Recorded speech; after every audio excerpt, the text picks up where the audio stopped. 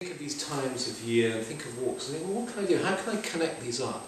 What if there really is this web of places of power and of magic that are linked together? There's this wonderful idea in the East of Indra's web. This idea that the whole earth is a sacred web covered in jewels, and the jewels mark where the connections are made. And if this is so, if we're in this matrix, then we happen to be living in a particularly complex and rich part of the matrix here in Sussex. And so I've just taken these sites and put them together with particular times. But that particular work is, I think, essential and moves us towards the closing point that I'd like to make, which is why we're doing all this. What it's doing, if you think about it, is it's taking place and it's taking time. So it's taking particular places and particular times and putting them together, which is after all what all religions do and have done in spiritualities. You have sacred times and sacred places and pilgrimages between them. And we as beings are incarnated, are born into time and space, these two great coordinates, if you like. Two great dynamics, and we're born in time and place. And one of the great goals of spirituality is summed up in the phrase, be here now. Be here now. Suddenly, gradually come into an awareness more and more of being here now. That's a major goal of spiritual practice. And what we see in the world is we see so much of not being here now, of what's called, from a psychological point of view, dissociation. Now, dissociation helps us to cope with pain, helps us to cope with the pain of being in a world that is so full of suffering. And, so it has a value and a function, and it's natural in that sense. But it also has the negative effect of enabling us to cause suffering and to do things to the planet and to each other that can be immensely cruel. And to give a very sort of classic example of dissociation, it would be, when we learn about concentration camps, we would say, how could somebody work in a concentration camp and then go home and play with their children in the evening, and then go to work the next day in Auschwitz? Well, the way you do that is you dissociate, so that there's a gap between the two.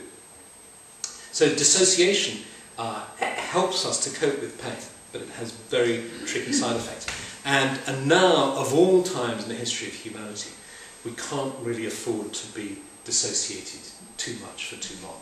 It's imperative, I think, that we come more and more into a sense of being here now, of being embodied in the world. So this work is the work of coming home to ourselves, of coming home to our bodies, coming home to our land. I was thinking the other day about this, about, do you remember that Pink Floyd track that talked about set the controls for the heart of the sun? Do you remember that? Do you remember that wonderful piece of music? Can I just say, how many people, when they heard that, thought that that sounded absolutely marvellous, and that somehow this was a way we would return to the sort of source of all being? Yes? Just show of hands. Yeah? Only one person? No, surely not. Set the controls for the heart of the sun. Didn't it sound wonderful? I think, yeah, it sounded wonderful. It sounded wonderful. I know you were reluctant to admit it, or maybe you forgot. But it sounded wonderful. But of course the reality is it's a way of getting sort of deep fried very fast, isn't it? I did a poll on the internet on this, and I said, how many people thought this was fantastic?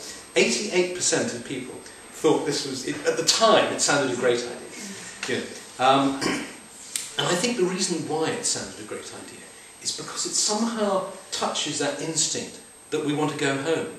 Set the controls for the heart of the sun. That means sort of, let's go back to the sort of source of all being in some way. But of course, really the direction is not up out there. It's in here, and it's about becoming embodied here and now. And if we ask ourselves the question, how can I feel at home? This is such a deep question. How can I feel at home in my body? How can I feel at home in my heart and mind, in my community, in my home itself, in the house I'm living in, or in the flat I'm living in? How can I feel more at home here?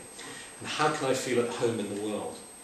very central sort of key question that we can meditate on, that will yield a lot of insights and will also give us a kind of indicator of the work that we need to do. Maybe we feel really, really at home at all these levels, which is fantastic, and I think in a way that's our goal. And if we don't feel at home in our own home, for instance, then that's a kind of interesting response, isn't it? If when you're sitting in your own flat or house and you don't feel at home, what does that say, and what do you need to do about it, and so on. So, very rich and fruitful field. And so, the ideas that I've suggested today are really designed to help address that question and to help us feel more at home in the world. And so, let me finish with a poem that I just keep coming back to. It's a poem that I started, a book I wrote, which is unfortunately out of print. It should be back in print towards the end of this year.